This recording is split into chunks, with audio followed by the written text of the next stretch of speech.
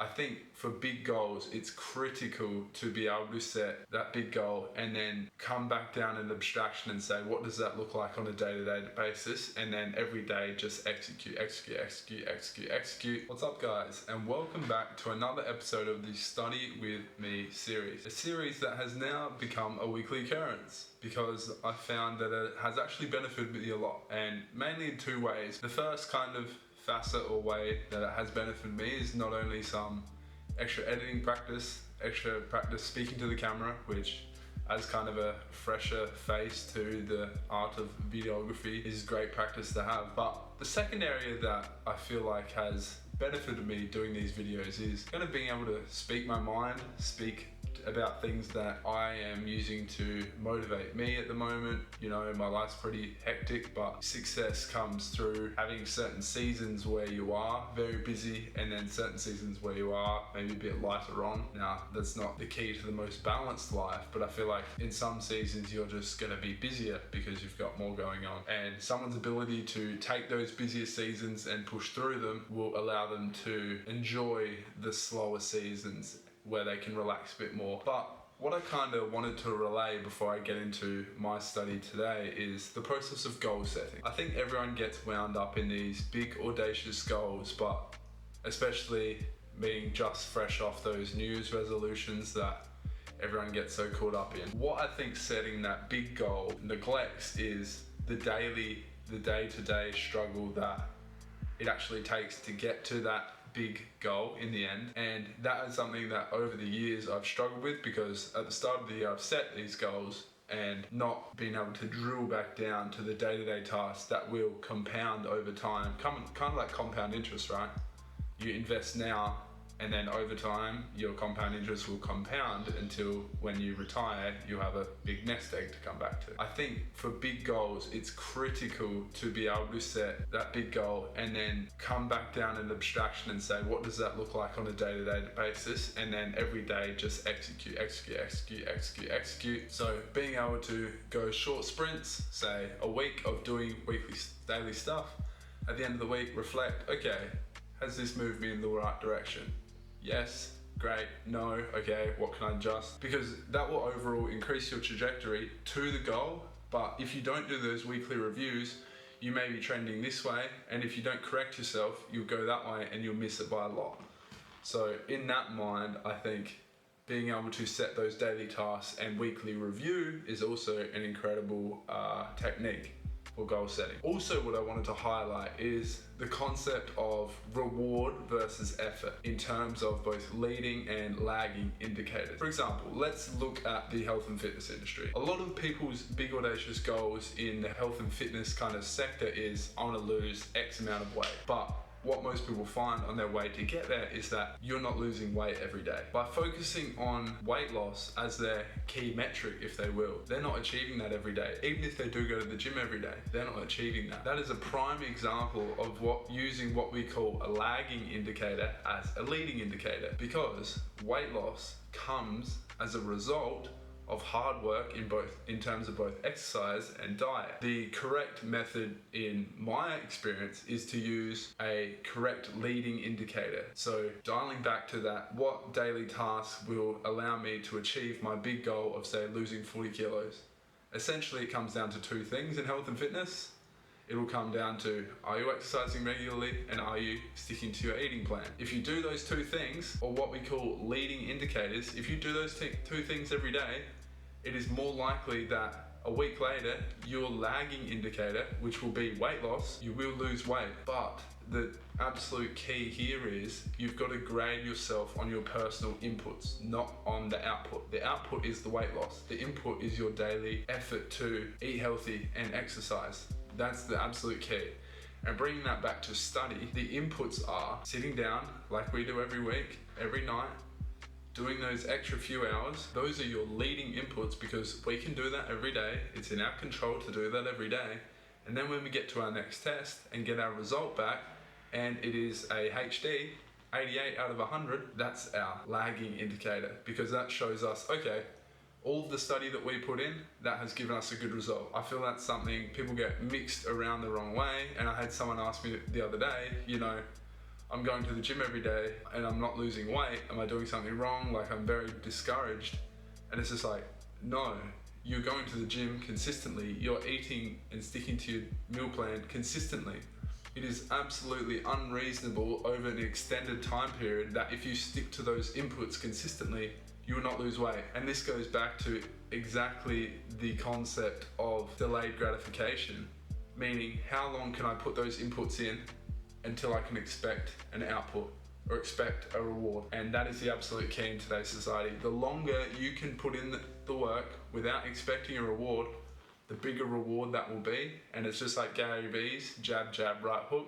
You've just got to jab, jab, jab, jab, jab, jab for as long as you can until that right hook opens up, bang, and then you are absolutely set. That's exactly what I plan to keep doing with these study sessions. You know, I sit here for 1-2 hours every night, and I'm not saying that's what everyone should do, but that's what works for me. That's my daily inputs to make sure that I can get the lagging indicator of good grades and being able to graduate successfully. As I said, the inputs are absolutely key. I'm going to continue to be putting in the time and working on my inputs every week. So I encourage you to do the same. Whatever you're working on, just keep working. Do what is working for you. Make sure if it's not working for you, reflect. Think, what can I do differently? What can I change up in my routine? But I promise you, keep stacking those inputs up. 10x your inputs, and in the end, on an extended enough time horizon, you will 10x your output. All right, let's get into it.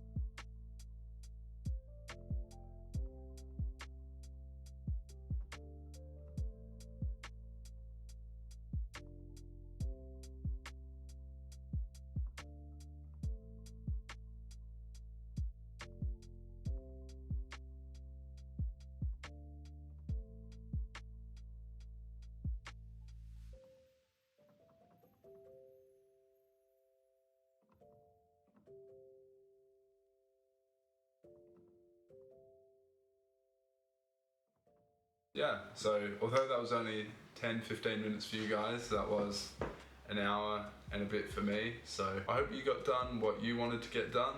I got done my presentation, so I'm happy with that. But yeah, I hope you guys took something away from my little spiel before about goal setting and those kind of daily inputs, because my first 2-3 years at uni was very cloudy and very hard to manage, because I was very focused on those kind of end goals rather than focus being on the process. And I feel like being kind of process driven in a way that every day I will come home and do what I need to do to get my study done, instead of, okay, I've got a test coming up next week, let's delay study for 2 weeks until that night before. You know, I guess that kind of process versus event-driven goals, I think, helped me a lot. So if you guys have taken anything away from today, I hope that you'll focus purely on the inputs going forward, because a lot of the times the outputs you cannot control. But yeah, as I always say, it's a great day to have a great day, so you enjoy yours. I'll see you guys in the next video. Thank you. Thank you so much for watching that video. If you enjoyed it and want to see a similar video on the channel, click right here to see the next video in the playlist. Otherwise, for the latest upload to the channel, click right here. As always, it's a great day to have a great day, and I'll catch you in the next one.